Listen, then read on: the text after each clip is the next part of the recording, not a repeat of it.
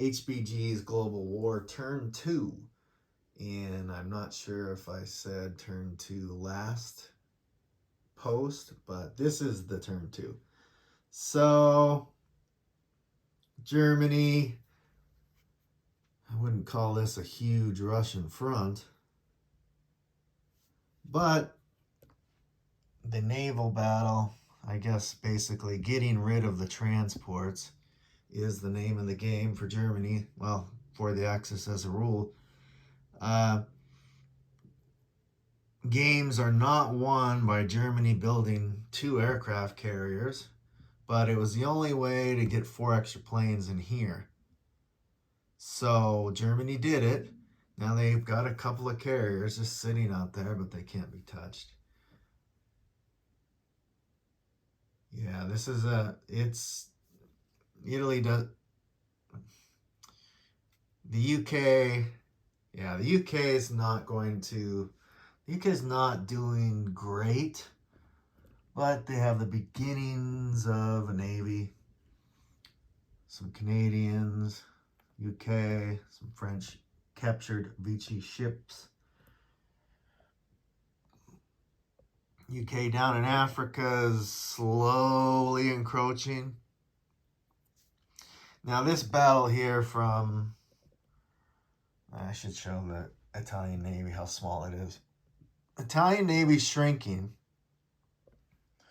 The Mediterranean fleet, that Mediterranean bonus is probably never going to be received by Italy. What the UK and the Commonwealth are doing is just tempting out ships. Italy can't afford it. UK can. So the Navy's definitely dwindling. So I think the only way that I can keep the Italian Navy alive is just stay in these 2 spots and keep the Italian Navy alive that way. That way these 3 planes can intercept. We'll see. I did build an extra air transport with Italy just so I can carry down 2 guys every other turn into Africa. But this has life. Now eventually, of course, they're going to build, UK will build a transport, and this will begin to happen. But turn 2, Italy's okay. I'm surprised Germany's is kind of just coming out of it so quickly. You just gotta have to get rid of the Navy. I did not think I could get the bonus, the Atlantic Wall bonus, and I did end up building a hedgehog on Normandy. Okay, the Japan all-in strategy is working pretty well, except for Russia. So, because Russia attacked, I'm probably doing an all-in Russia strategy. Almost all of Russia's units are now gone. There's a lot of hot and cold dice. I won't get into that, but this is all that's left of the Novosibirsk units. And it doesn't look like a lot. I mean, Japan's lost 2 territories, but Japan can go all in Russia. They don't have to worry about Mongolia joining Russia now. So this is probably going to start happening. Just pouring into Russia, pouring into Russia. Now, of course, Japan is in big trouble with China. This is the CCP. They're advancing. I don't know if they're going to take Peking, or I don't know what's going to happen in here. Japan will probably just hold on to Peking and probably go all in Russia for now. But Japan has to make a couple of choices that they definitely don't want to make. Now, maybe some people are wondering, why would I put this much in that? Japan can destroy these two Chinese piles. They can.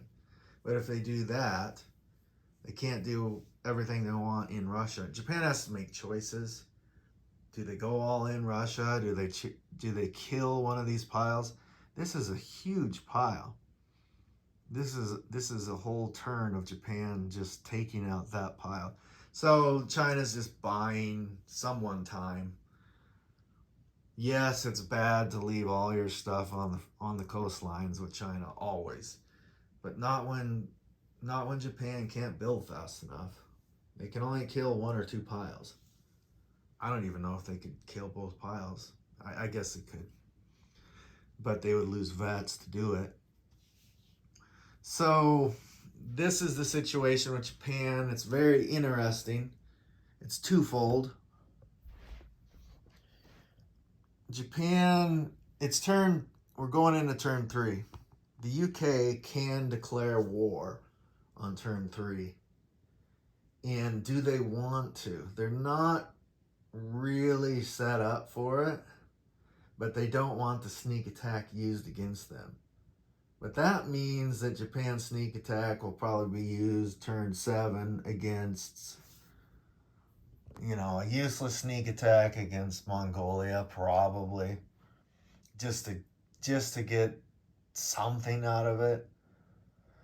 So the UK might declare war, which means that US won't be getting in until turn 7.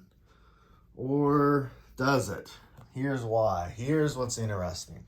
I haven't been talking about the rolls.